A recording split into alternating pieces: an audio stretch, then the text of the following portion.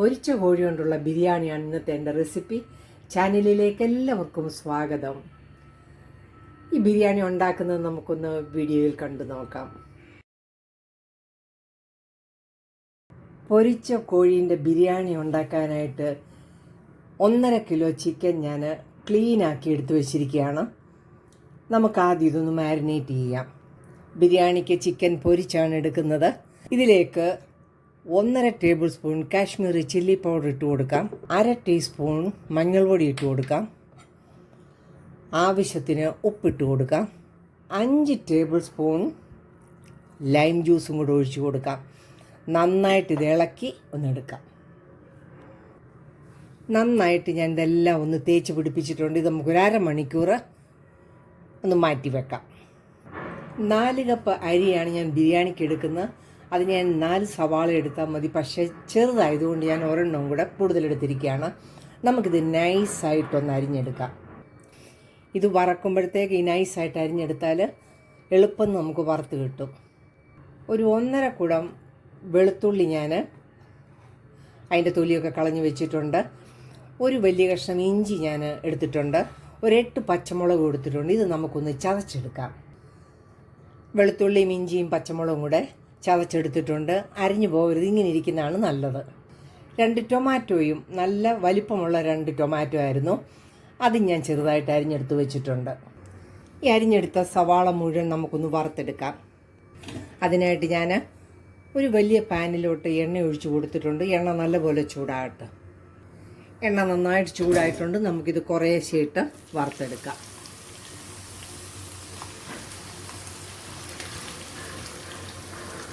നമുക്ക് ഈ സവാള എളുപ്പം നിന്ന് വറുത്ത് കിട്ടാനായിട്ട് ഒരു നുള്ളു പഞ്ചസാര ചേർത്ത് കൊടുക്കാം. ഇളക്കി കൊടുക്കാം.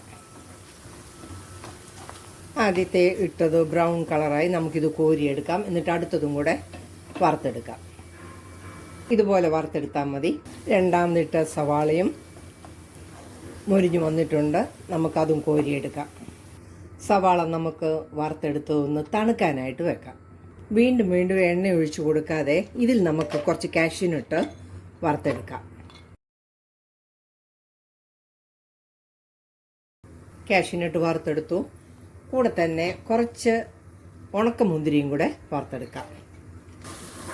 വറുത്ത് കോരിയ കാഷ്യൂനട്ടും ഉണക്കമുന്തിരിയും നമുക്ക് മാറ്റി വെക്കാം. ഈ ഓയിലിനകത്ത് നമുക്ക് ചിക്കൻ വറുത്തെടുക്കാം.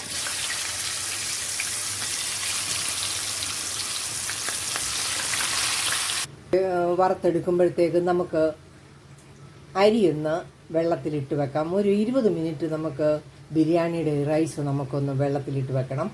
ഞാനൊരു 4 കപ്പ് ബസ്മതി അരിയാണ് എടുത്തിരിക്കുന്നത്. അതിലേക്ക് വെള്ളം ഒഴിച്ച് ഒരു 20 മിനിറ്റ് വെക്കാം. 20 മിനിറ്റ് കഴിഞ്ഞ് നമുക്ക് കഴുകിയെടുത്താൽ മതി. ആദ്യം ഇട്ട ചിക്കൻ നമ്മൾ കോരിയെടുത്ത് ഒത്തിരി അങ്ങ് ഡ്രൈ ആക്കി വറക്കരുത്. അടുത്തതും കൂടെ ഇട്ട് കൊടുക്കാം. 20 മിനിറ്റ് കഴിഞ്ഞപ്പോൾ അരി ഞാൻ നല്ലപോലെ കഴുകി വലക്കി വെച്ചിരിക്കുകയാണ്. ചിക്കനെല്ലാം നമ്മൾ വറുത്ത് കോരിയിരിക്കുകയാണ്. ഇനി നമുക്കിതിൻ്റെ മസാല ഉണ്ടാക്കാം. അതിനായിട്ട് ഞാനൊരു പാത്രം അടുപ്പത്ത് വെച്ചിട്ടുണ്ട്. ഇതിലേക്ക് ഒരു 3 ടേബിൾ സ്പൂൺ എണ്ണ ഒഴിച്ചു കൊടുക്കാം.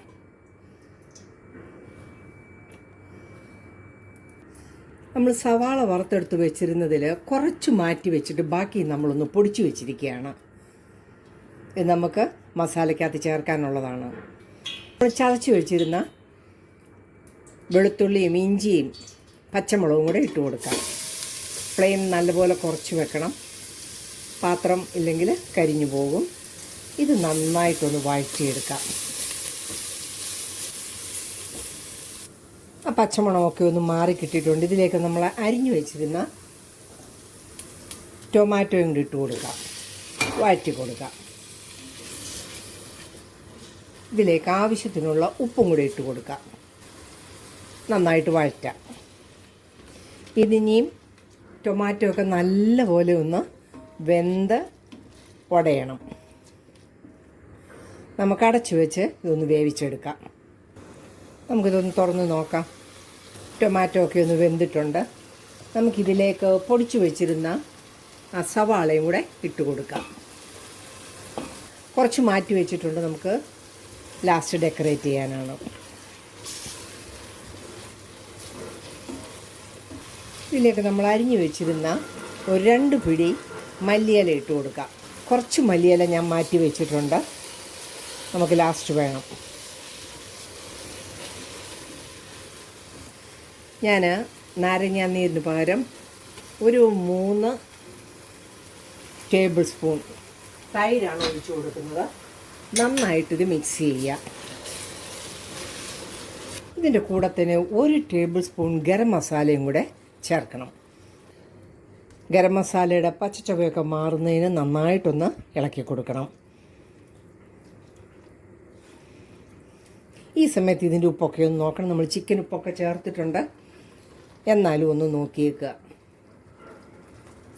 കുഴപ്പമില്ല, ആവശ്യത്തിന് ഉപ്പെല്ലാം ഉണ്ട്. ഇതിലേക്ക് നമുക്ക് ഈ ചിക്കൻ ഇട്ട് കൊടുക്കാം. നന്നായിട്ടൊന്ന് എല്ലാം കൂടെ ഒന്ന് യോജിപ്പിച്ച് കൊടുക്കാം. ഫ്ലെയിം നല്ലതുപോലെ കുറച്ച് വെക്കണം. നന്നായിട്ടെല്ലാം കൂടെ യോജിപ്പിച്ചു നമുക്കൊരു 5 മിനിറ്റ് ഇത് അടച്ചു വെച്ചൊന്ന് വേവിച്ചെടുക്കാം. ഏറ്റവും ലോ ഫ്ലെയിമിൽ ചെയ്യണം. 5 മിനിറ്റ് കഴിഞ്ഞു. ചിക്കൻ്റെ മസാല റെഡി ആയിരിക്കുകയാണ്. നമുക്കിത് ഓഫ് ചെയ്തിട്ട് മാറ്റി വെക്കാം. ബിരിയാണിയുടെ ചോറ് നമുക്ക് റെഡിയാക്കാം. അതിനായിട്ട് ഇതിലേക്കൊരു 3 ടേബിൾ സ്പൂൺ നെയ്യ് ഇട്ട് കൊടുക്കാം. 1 കഷ്ണം ബട്ടറും കൂടെ ഇട്ട് കൊടുക്കാം. നെയ്യൊക്കെ നന്നായിട്ട് ഉരുകിയിട്ടുണ്ട്. ഒരു 3 കഷ്ണം കറുവാപ്പട്ട, 1 ബേ ലീഫ് ഞാൻ മുറിച്ചിട്ടിട്ടുണ്ട്, 4 ഏലക്ക, ഒരു 4 ഗ്രാമ്പു ഇതിനകത്തേക്ക് ഇട്ട് കൊടുക്കാം. നമ്മൾ 4 കപ്പ് അരിയാണ് എടുത്തിരിക്കുന്നത്. ഒരു 6 കപ്പ് വെള്ളം ഒഴിച്ചു കൊടുക്കാം. ഞാൻ തിളച്ച വെള്ളമാണിപ്പോൾ എടുക്കുന്നത്. ഇതിലേക്ക് ആവശ്യത്തിനുള്ള ഉപ്പും കൂടെ ഇട്ട് കൊടുക്കാം. വെള്ളം ഒന്നും കൂടെ നന്നായിട്ട് വെട്ടിത്തിളയ്ക്കണം. ഇതിലേക്ക് നമുക്ക് 1 നാരങ്ങയുടെ നീരും കൂടെ ഒഴിച്ചു കൊടുക്കാം. വെള്ളം നന്നായിട്ട് തിളച്ചിട്ടുണ്ട്. നമുക്കിതിലേക്ക് അരി ഇട്ട് കൊടുക്കാം.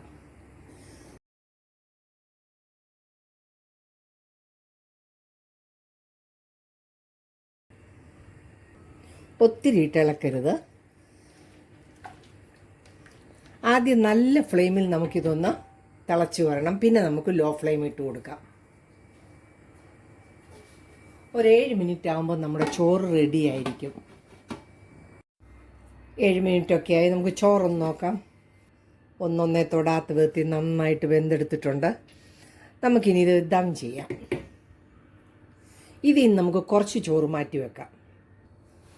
കുറച്ച് ചോറ് നമ്മൾ ഇട്ടിട്ടുണ്ട്. അതിലേക്ക് കുറച്ച് മല്ലിയില ഇട്ട് കൊടുക്കാം. കുറച്ച് ഉള്ളി വറുത്തത് ഇട്ട് കൊടുക്കാം.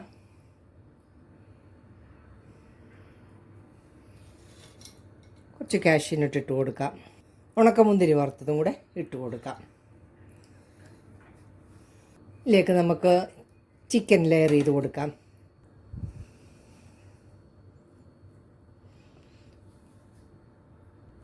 ഗ്രേവിയും കൂടെ ഒഴിച്ചു കൊടുക്കാം.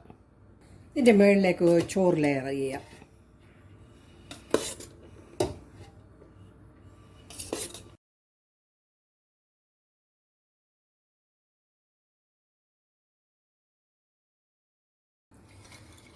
കാഷ്യൂനട്ട് ഇട്ട് കൊടുക്കാം. ഉള്ളി ഇട്ട് കൊടുക്കാം. ഉണക്കമുന്തിരി ഇട്ട് കൊടുക്കാം. മല്ലിയിലയും നമുക്ക് വിതറി കൊടുക്കാം. വീണ്ടും നമുക്ക് ചിക്കൻ ലെയർ ചെയ്യാം.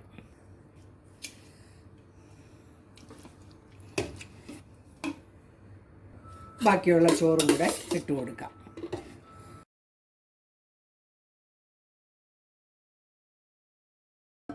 ഒരു 5 മിനിറ്റ് ബേക്ക് ചെയ്തെടുക്കാം.